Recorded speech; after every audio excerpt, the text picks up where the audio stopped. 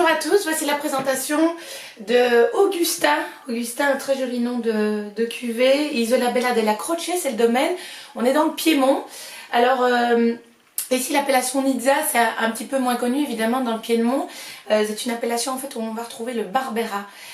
Barbera, c'est un cépage qui a beaucoup de fraîcheur, que ce domaine maîtrise très très bien, qui a une certaine tension, un peu plus d'accessibilité que le Nebbiolo qui est connu surtout au niveau des Barolo dans le Piémont.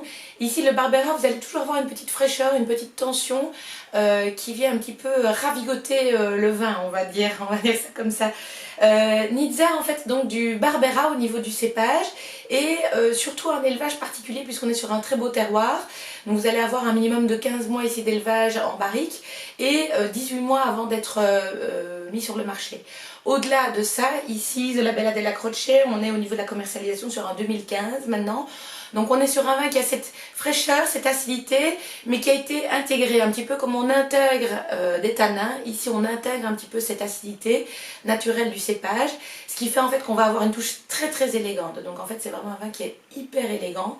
Donc c'est pas un vin associé à une pizza ou à spaghetti, voilà, il y a plein d'autres choses en Italie, mais là beaucoup plus des vins, des plats beaucoup plus élégants, du gibier à plumes, ou vraiment sur une préparation un petit peu délicate, ou même une pièce de bœuf mais avec une petite préparation avec des fruits rouges, comme on fait en Italie parfois avec des pièces de bœuf et des petites cerises un petit peu acidulées qui pourraient accompagner la pièce de bœuf.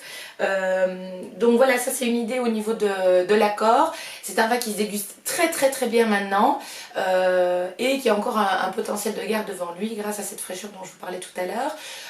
Il y a bien plus évidemment que de la fraîcheur, hein. On a quand même une étoffe et une concentration, mais une concentration qui est sur l'élégance.